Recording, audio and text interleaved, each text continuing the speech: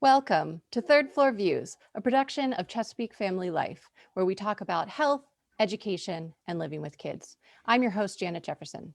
Today, we're talking about summer camps and what to expect this year. Some of the camps still haven't decided on opening dates, and Chesapeake Family Life is updating the online directory every day as we get new information. But today, right now, we have a chance to ask some of our burning questions about summer camp.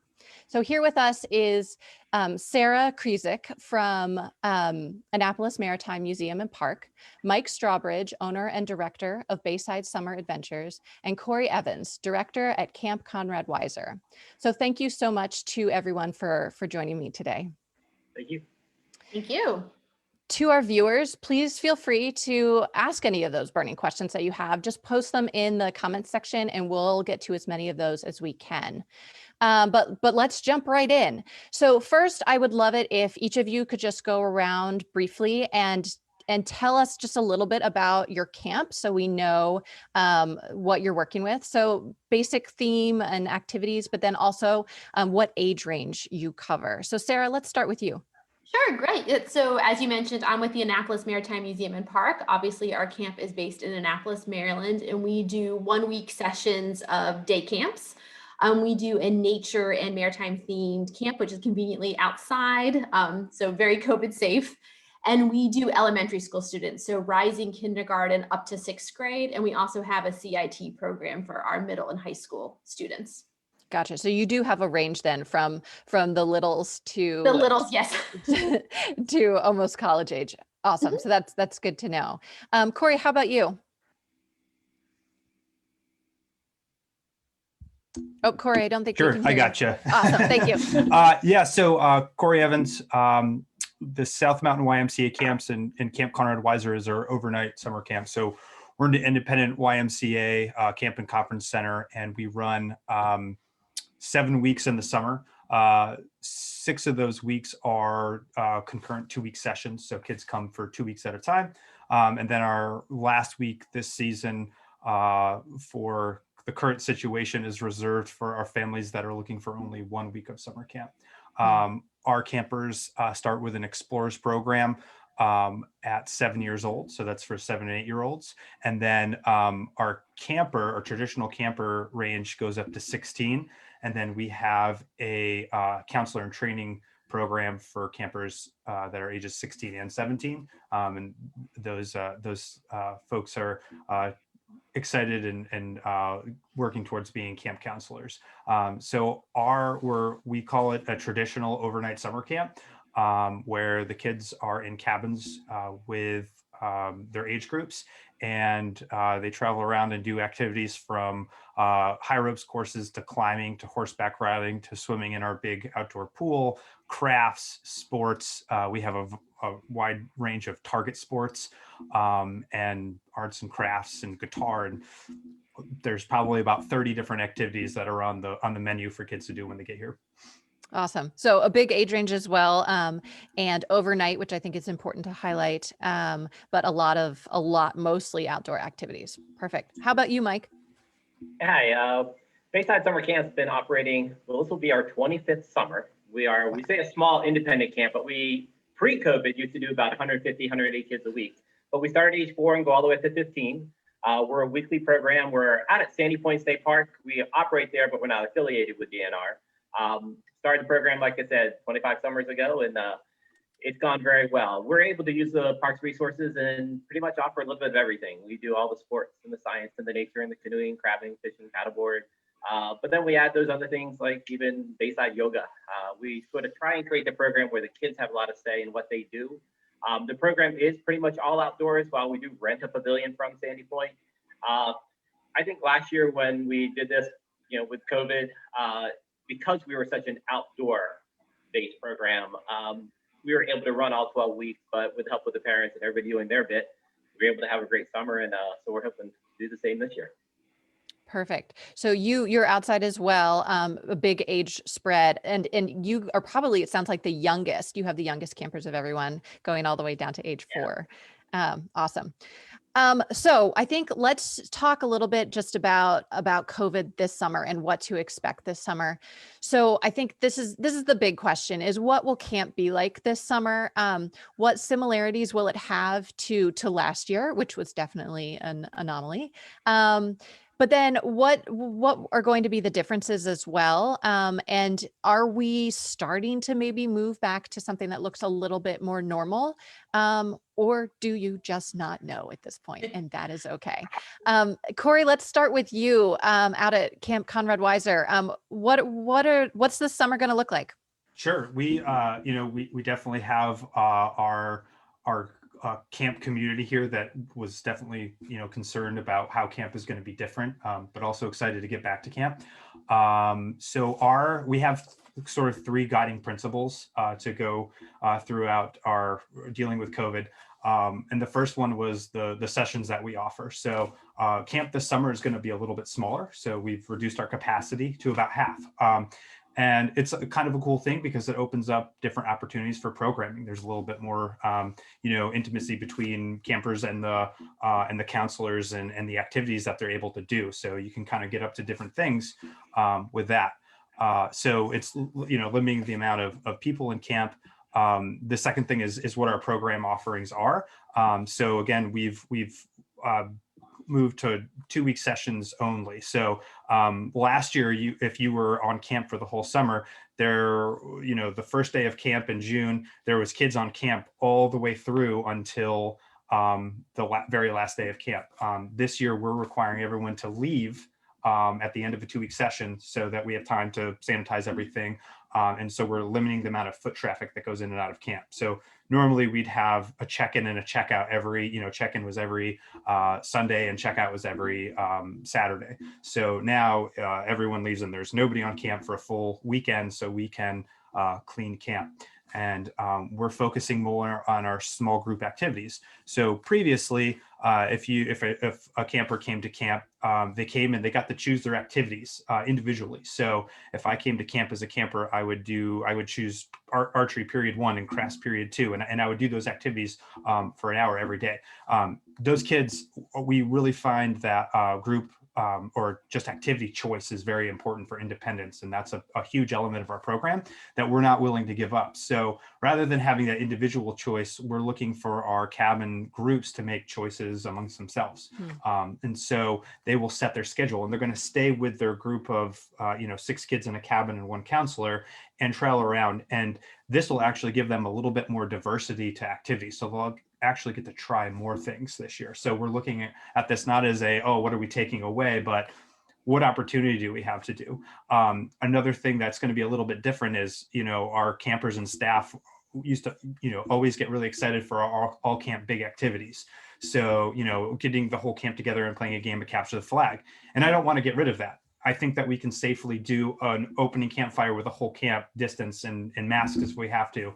And then maybe instead of, having a big game of capture the flag where the goal is for everyone to go out and touch each other and then come back to their group, maybe that's not the activity that we do this year. But can we do an all camp Olympics where each cabin group competes against another cabin group? Can we do a scavenger hunt with your cabin group and involve the whole camp? And so the feedback that I've gotten from my staff in their interviews this year, my returning staff and camper families, is they're pretty excited that we're going to be keeping that all camp sort of community within things. So the other things that are going to be different this year are just, being more conscious about not gathering large groups of people in small spaces, being more conscious about washing hands and sanitizing surfaces. And we're right now looking into, pre-testing and testing while we're at camp, as well as staff vaccinations. So, Yeah, well, it sounds like you guys have really thought about a lot of different pieces. And I love done for a full year. And I love the positive spin on it too. The idea of we've got these smaller groups, but that's an opportunity for kids to bond more. And I know that's something they're desperately craving right now. So it sounds really, really exciting.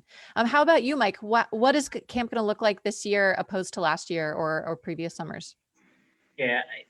When we look at how things went last year compared to the years before, our camp program was set up very similar to like an outpost. an overnight camp, as Cory was talking about, where we have the kids, we have 4 or 3 periods in a day, and kids would pretty much choose their activities, and then we would move them to instructors. And so they would get to, intermix with lots of different people. Whereas last summer we went to that pod system where pretty much what's like Cory was talking about cabin groups, we had smaller groups, and the entire group sort of had to come up with a schedule on Monday for each activity period. So kids were having to sort of come up with an agreement of what they wanted to do. But not everybody wanted to go paddleboarding. Not everybody wanted to go crabbing. So it was a lot of give and take, but it actually did give kids opportunity to try things that they didn't know they really liked. So we found a lot of positives. The smaller groups this year, we're hoping to try and maybe make our groups a little bit larger. By that, I mean, maybe 16 in a group with 2 staff, whereas last year with 1 staff, maybe 8 kids. And that way, each activity period, they could decide between 2. But that actually will probably come down to the state and the county health departments if they say what group sizes are. Last year, we had to limit them to no more than 15 people, including a staff person. So even with like some of our older kids where we would go with a little bit larger groups, we're limited with the size. But I do think, we're going to try and mix in some of the things we used to do in years past with what went well last year and keep moving forward. But there's still definitely some unknowns as far as how things will look this summer. I mean, I know Cory had mentioned getting staff vaccinations. I'm getting mine on Sunday. So we'll encourage all of our staff, if they're working with childcare, get the shot. Every precaution we could take, and we'll keep reminding parents. We've had parents ask us, will kids have to wear masks? Really, that we're not sure yet where we're going to be. But we'll continue to, keep it positive. We've had a lot of parents say last summer our camp was their kids a little bit of normal, and those who already signed up have pretty much said that they can't wait for summer just because of that. It sort of gives that kids that ability to get back to what normal is, whatever that is. Absolutely. Yeah, I think it's critical right now, especially for kids. Sarah, how about you? What are you doing this summer, and how's it going to look a little bit different or the same to last summer? Yeah, really jumping on what Cory and Mike said, our biggest changes from previous summers is that we're having a smaller capacity. Our camps are a little bit different in that the students already kind of were in a pod doing activities together, but that capacity is going to be reduced. So instead of having 16 campers, we'll probably have more like 13, just to stay in, again, that number that the state is setting for us. And unfortunately, those all camp activities like Cory was mentioning that are such a big part of the camp culture and the camp community, we're going to have to rethink a little bit. Cory had those same thoughts we're having, like maybe they can do an Olympics instead, or, challenges that aren't, so we're not bringing them together. Luckily, our camp was already outside a lot. So, they're fishing and kayaking and seining and wading in the water. So those activities, they're the fan favorites, and we get to keep those safely. But, right now we're just really waiting to see what the state of Maryland says. They haven't updated their COVID plan since last summer. So we'll see if there's changes. But we ran a successful camp last summer, so I anticipate we can do it again this year. Definitely. What is camp registration looking like right now? So we are starting to, parents are signing up. Is it higher than normal at this time of year? Is it down, or are parents sort of dragging their feet? Mike, let's start with you. What are you seeing right now in terms of signups for the summer? We are getting a little bit of both. Now, naturally, last year we had a ton of people sign up in February, March when we first opened, and then it just died because of COVID. And then we were refunding a lot of monies. And then also in June, we had our biggest, month probably than we've ever had, just because all of a sudden we were able to open again and people were desperately looking for camps and found us. This year, we just opened registration this past Monday. And registrations have been going pretty steady, but we're getting a lot of emails. We just got one yesterday from a parent who last year took the credit option we had put out there to apply it this year. And she just said with COVID, she's still not comfortable. So end up refunding her money. But it's going all right. But people were noticing we got that first big push this past 5 days, and we sort of seen it taper off a little bit. I think people are still, you hear it on the news about the variants. So there would be those that would be cautious, they'll wait. Having the snow and ice that we just got sort of takes people back away and reminding them that it's still winter and summer's not here yet. When we start having the warm weather, then all of a sudden it kicks back in. But so we're getting registrations. But I think there's still that little bit of hesitation for parents to commit to certain, Yeah, that makes sense. Are you accepting the same number of kids as last year, or is it a little bit unknown right now how many kids you can take? It's a little bit unknown, but partly for us, it's staffing. Hmm. Last year, we got the word, just like everybody else, that 2 weeks before camp was supposed to begin, you could start. So we really didn't have time to interview a lot of staff. So we pretty much only relied on our returning staff. Hmm. So this year, we just started interviewing, and it's going to be somewhat that, whether or not we can find the right staff that we feel confident in. And trust in them with people's children. But as far as our numbers, we're hoping we'll probably go up a little bit. But we used to do 150, 180 pre-COVID. Last year, we did about 100, 110 max. So this year, we're hoping to get back to maybe 130. But really, we'll wait and see. Right. It's Do you expect you might have to turn people away because you'll be full? We do. There were a lot of people that found us last year that had never heard of us, and we're fortunate we have not done a lot of advertising. And when we opened up, we had people coming 30, 35 miles driving from Cheverly near DC out to camp. I just talked to that mom 2 days ago, and she's like, yeah, I have 3 other friends who, they're going to come, and it's great. So we're excited on one hand. We're very, think it might be a great opportunity. A lot of people found us last year, didn't know we even existed. So I think our numbers will be pretty good. I'm pretty sure we will fill up. So I'm not concerned about that. But yeah, as far as the exact what it's going to look like, it's still, we still got a few months to figure all that out. But yeah, I think we'll probably hit around 120, 130 kids a week, and that's where we'll call it this year. Sounds good. How about you, Sarah? What's camp registration looking like? And are you expecting to fill up? Yeah, so our registration is going very well. Our spaces are filling up pretty quickly. We already have probably about 3/4 of our camps are already full for the year. Wow. So yeah, we're doing really well. Again, if the state allows us to have more students, we'll up our capacity a little bit. So we do have less students than we would typically have, but compared to last year, we're about at the same number. So we're Gotcha. doing well. Great. How about you, Cory? What's registration looking like at this point? Sure. Registration's looking really good for me. It's competitive right now for our families that are interested in camp. We had a right away a very quick turnaround with our returning families. We do have some spaces open for new families, and I guess like I would say, like, it's tough for parents right now because you want to be comfortable with camp and you want to wait to see how things pan out, but it sounds like a lot of people have reduced their capacities and things like that, and it's if you do want to wait, you might not have the decisions that you normally would in a normal year, waiting till May to register kids for camp. So there's I think a lot of, for us, like what we're looking at for making that decision is trying to be as flexible with parents as possible as far as refund policies and things like that go. We are planning on a reduced capacity. I anticipate that we will have waiting lists on a lot of our sessions, and so that's what we're looking like with everything. So Sarah said that she might be able to open up more opportunities for kids to come, more spots if the state allows.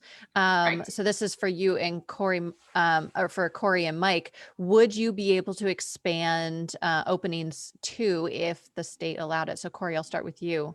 Yeah. Would that be an option for you guys? I think it would be an option, and it kind of, Mike hit the nail on the head. It's all about staffing. So if if they decide that they make that decision in the middle of summer, it's going to be really tough to get a qualified staff person halfway through summer to expand your capacity. So if it's if they make that decision in May, then you could potentially get some people that you interviewed and maybe you didn't have a space for them because you gave that space away to a returning staff member. But yeah, it's all about, it's not just about your capacities, it's about your staffing and being able to be properly staffed. And the big message that we're sending out with our camp, and for everything involving capacities and wait lists, and everything else COVID related.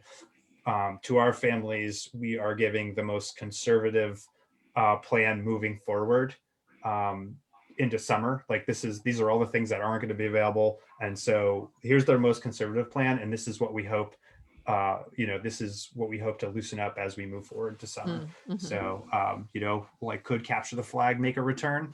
Maybe. Right. It all depends on how it happens. So. Right. And being in February, you have some time for sure. Right. But I think it's more important to, if you are comfortable with, the most conservative plan moving forward, then that's better than, all of a sudden having all these restrictions and changing the program a week before their kids come to camp. So definitely.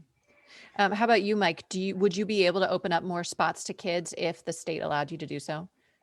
Yeah, as I and Cory had just also mentioned, it really does come down to staffing, what we feel comfortable with. As far as the state, for us, it's just wondering what parameters are they going to put in place? Are they going to keep it right at the 1 to 15? Are they going to change things? Are they going to our focus is on definitely moving camp forward and trying to make sure the kids, when they're out there, have the best experience possible. And a lot of kids want to look back at what when they come back to camp, they want to do what they did before.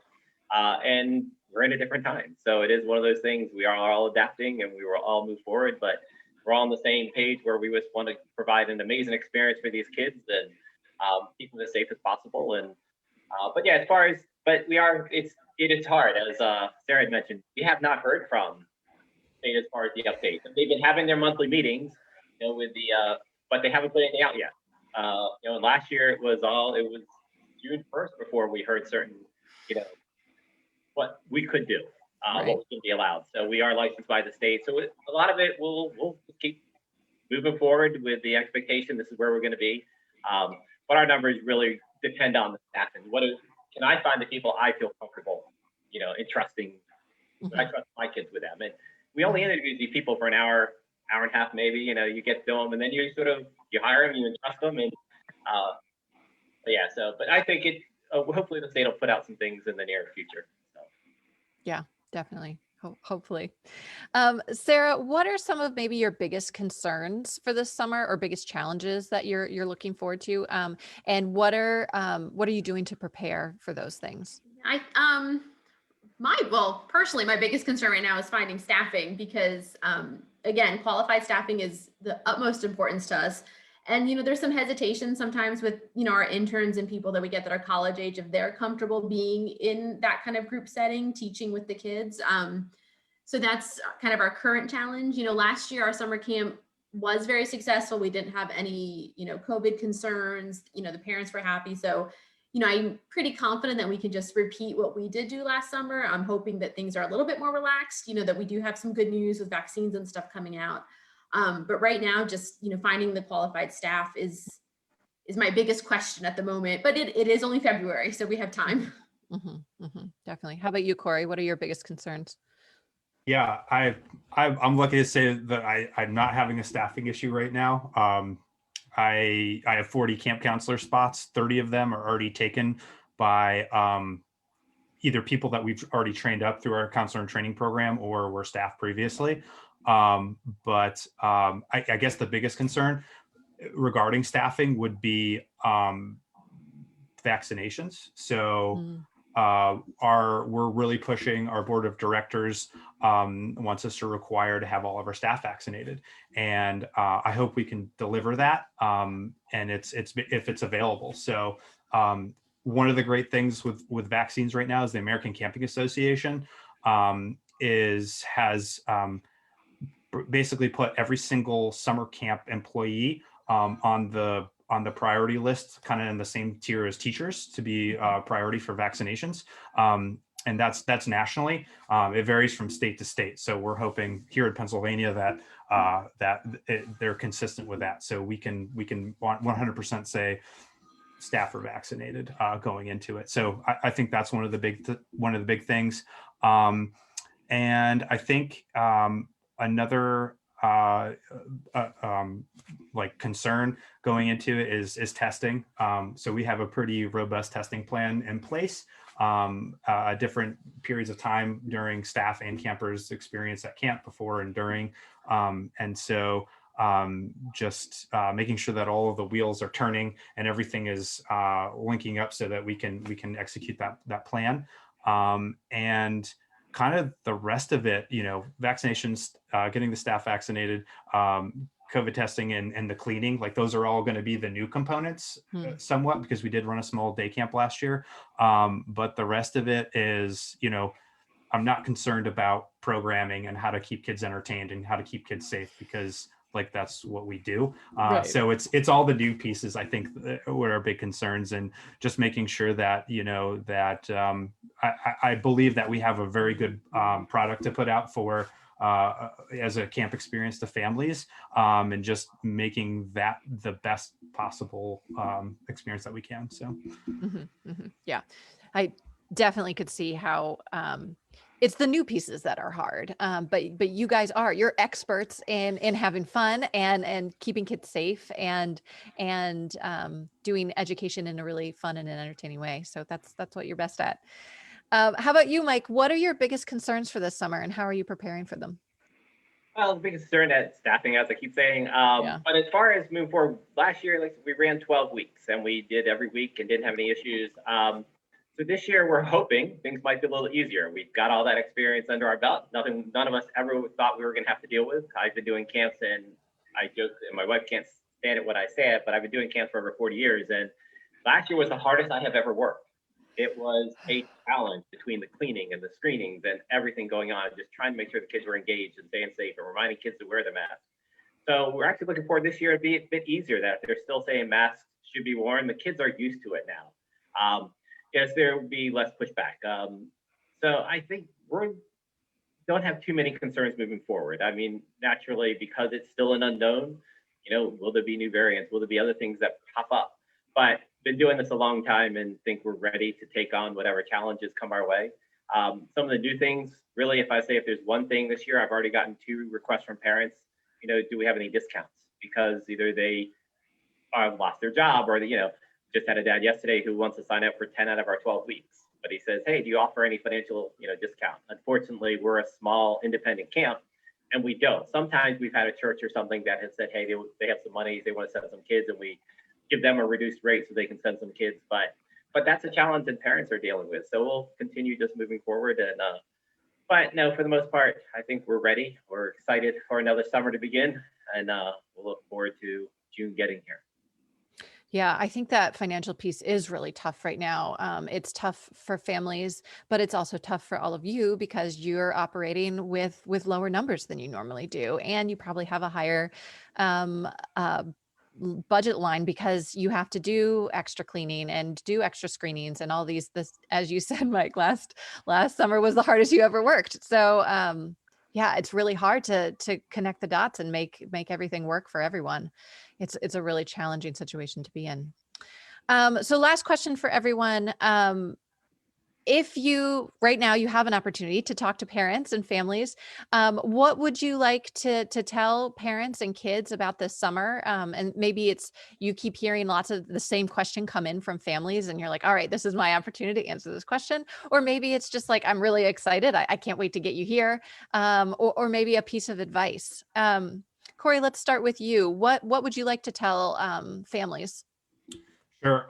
I would say the biggest advice I could say is pay close attention to whatever camp that you're interested in, to their communications. So if you see an email, don't block that out. With our families, we have a parent handbook that's out right now. And we're going to be updating that parent handbook probably, as it gets closer to summer, bi-weekly, with things that are going on and addendums and things like that. We're going to be doing video updates on what it's going to look like leading up to camp, and specific directions for check-in and things like that, because it's going to be a little bit different. So even for parents that, like, if this isn't your first camp or you've been going to the camp, like our families, like there's going to be some stuff different. So pay attention to the emails and pay attention to the communication that's going out, because you don't want to miss those things. And I would say the other piece is, to just in the decision making. So again, I think it's really important to make sure that you feel that you're safe going into a camp. So do your research, but don't wait too long, because if you do, you might not have the options coming up. And yeah, so I would say that those are the biggest things. So do your research for sure on what the mitigations for each camp that you're looking for are doing. And I think that, I think a place I always tell camp families to start is to start with the ACA accreditation. Not all camps are ACA accredited. Not all good camps are ACA accredited, but not all bad camps are not ACA accredited. So, but it's a good place to start, because that accreditation at least, has like everyone who is accredited at least had to have that conversation on how to move, navigate through getting all of their policies in place, but also a very good resource for COVID mitigation. And we have another with our organization. We have another resource that we've been using, which is the Y of the USA. So both of those organizations have really given us the guidance, along with the CDC, to make sure that we are planning and we are presenting the best and safest program that we can. Yeah, definitely. How about you, Mike? What would you like to tell families? Well, Cory hit on a lot of good things as far as communication. He brings up the American Camp Association. Maryland is actually a very good state when it comes to state licensing for camps. Knowing Virginia, Pennsylvania, having done programs for a variety of different organizations, Maryland does a very good job. It's annoying sometimes, but they do a very good job monitoring the camp. So, but as Cory said, parents should do their due diligence. They should look to see the camps. I'm surprised the number of times parents will be asking questions that they apologize for asking so many. I'm like, these are your kids. If camps aren't willing to talk to you, that should raise a little flag. So yeah, to definitely have parents ask questions. Bayside is one of the probably the most affordable camps I think that's out there, and we've been able to do that through a lot of different ways. And I just I think parents need to make sure that they find a place that they feel comfortable with their kids. But yeah, so we're looking forward to another great summer, and